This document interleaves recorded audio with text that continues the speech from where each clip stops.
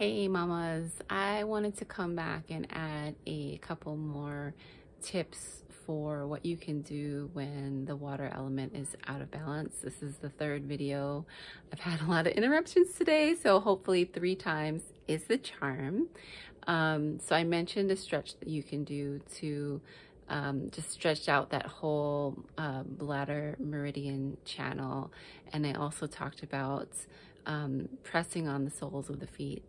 And one cool way that you can do this is by actually getting a tennis ball or even like a hard golf ball and rolling that ball, rolling that ball under the soles of your feet. You could do this, you know, while you're sitting back lounging, watching a show. So if you wanted to create a little, you know, simple regimen, you could do this before bed, and when you're sitting back relaxing and watching a show, just roll those feet. Another great thing to use for your low back, for your whole back, is this awesome foam roller. You see how it has these super deep grooves? So if you just lay on your back and you roll up and down your spine using that foam roller, it's like you're going to be awakening those muscles in the spine and also getting some deep, you know, pressure points pressed upon as you're doing the foam rolling. So it's great for any kind of, you know, restorative work, but also to boost your chi, because water out of balance can show up in different ways. It can show up in, like I said, doing so much, like I said, burning both ends of the stick of the candle, right? Like just going and never stopping. So you're really exhausting this water element, which actually needs stillness at times. You need to give your body that chance to rest and slow down. So that's when all the adrenal issues can show up. That's when that depletion of vital life chi can show up. But on the other hand, water imbalance can show up when people have difficulty moving forward in life. Maybe there is a feeling of depression or a feeling of deep fear of moving forward. Like something is really, you know, emotionally holding you back, and it's also showing in your body with very low energy and fatigue. So the fatigue could show up by feeling blocked in some way, but it could also show up by overworking your body.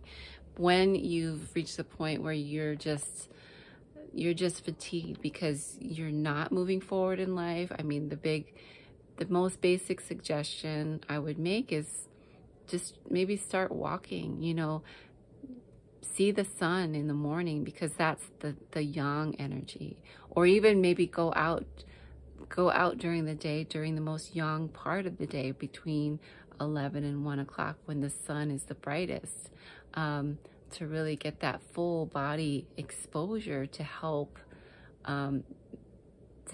bring some of that vitality back into your life. But definitely when you wake up in the morning, try getting one of those white lights, and, you know, brush your teeth in front of the white lights, meditate in front of the white light. Get that white light signaling your circadian rhythm to work properly, really, so that you wake up at a reasonable time and your body is able to go to sleep at a reasonable time. So these are just different ways to regulate your body, regulate your circadian rhythm, and